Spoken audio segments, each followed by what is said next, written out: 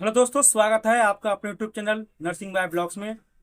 आज की वीडियो के माध्यम से हम बात करने वाले हैं एंजियोग्राफी के बारे में।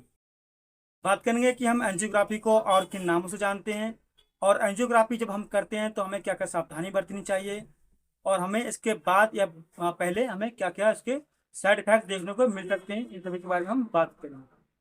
और इस वीडियो के माध्यम से हम बात करेंगे कि जो एंजियोग्राफी होती है वो और कितनी प्रकार की होती हैं, और हम किन किन की एंजियोग्राफी करते हैं। तो सबसे पहले हम बात करेंगे कि एंजियोग्राफी को और हम किन नाम से जानते हैं। तो एंजियोग्राफी को हम एंजियोग्राम के नाम से भी जानते हैं। एंजियोग्राफी एंजियोग्राम एक ही नाम होता है जिसको हम जानते हैं। अब बात करें कि एंजियोग्राफी कितने प्रकार की होती है। तो एंजियोग्राफी देखा जाए तो ये तीन प्रकार की होती है। पहली हमारी होती है यहाँ पे सेरेब्रल एंजियोग्राफी। सेरेब्रल एंजियोग्राफी में हम जो हमारे मस्तिष्क से संबंधित होता है, जो हमारे हेड से संबंधित होता है, उसमें हम पता करते हैं कि किसी पेशेंट को दौरे तो नहीं आ रहे हैं, मिर्गी तो नहीं आ रही है, किसी को हेडेक वगैरह तो नहीं आ रहा है, या फिर मतलब किसी को लकवा वगैरह तो नहीं मार गया है। तो इसमें हम क्या करते हैं, हेड के चारों तरफ लीड लगा के उसके हेड की तरंगे वगैरह हो उसका पता करने के लिए हम करते हैं, जिसको हम सेरेब्रल एंजियोग्राफी के नाम से जानते हैं।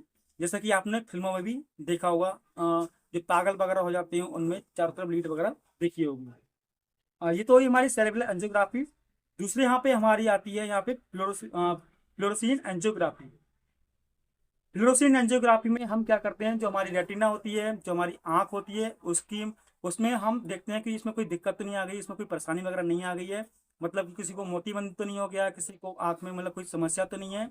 उसको हम पता करने के लिए हम करते हैं, जिसको हम बोलते हैं फ्लोरोसिन एंजियोग्राफी के नाम से। तीसरी हमारे यहाँ पे आती है फेमोरल एंजियोग्राफी। फेमोरल एंजियोग्राफी से मतलब होता है कि हम जो हमारे हार्ट से संबंधित जो समस्याएं होती हैं उसका पता करने के लिए हम फेमोरल एंजियोग्राफी करते हैं। फेमोरल मतलब कि हमारा इसमें हम रेडियल भी कर सकते हैं और हमारा फेमोरल भी एंजियोग्राफी करते हैं। इसके साथ साथ हम जो हमारे हार्ट होता है और हमारे जो किडनी संबंधित होती है उससे भी हम एंजियोग्राफी करते हैं। किडनी की समस्या जानकारी करने के लिए भी हम एंजियोग्राफी करते हैं। अब बात करेंगे कि एंजियोग्राफी हम करते कैसे हैं। तो एंजियोग्राफी करने के लिए हम एक एक्सरे जो वाली मशीन होती है, सी टाइप की मशीन होती है, जैसे कि आपको ये चित्र में दिख रहा होगा कि आपको सी टाइप की मशीन होगी। उसमें हम क्या, एक जो मशीन होगी उसमें डाई लगी होती है और एक कैमरा लगा होता है।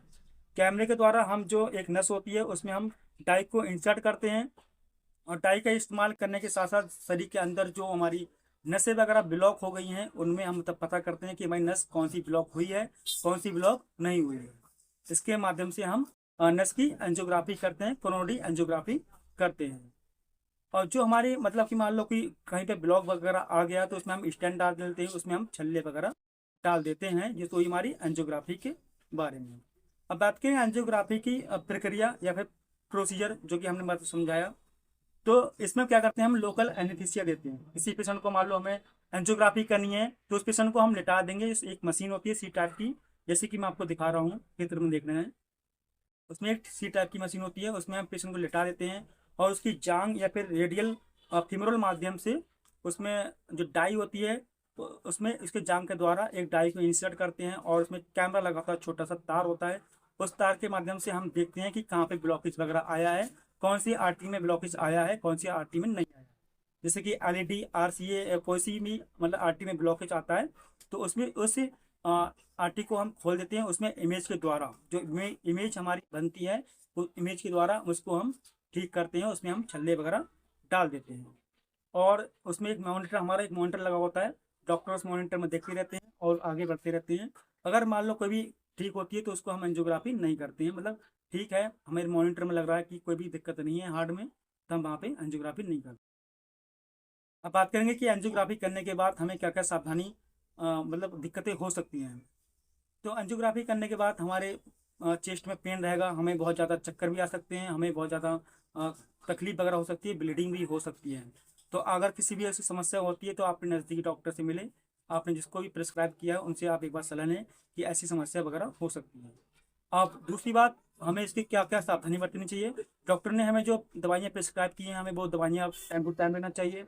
हमें रेगुलर चेकअप वगैरह करना चाहिए। हमें ईसीजी, इको, टीएमटी वगैरह जो भी हैं वो हमें करा रहे मतलब कराते रहना चाहिए। और हमें अपने डॉक्टर के मतलब कि संपर्क में रहना चाहिए जिसमें कि कोई समस्या वगैरह आ रही।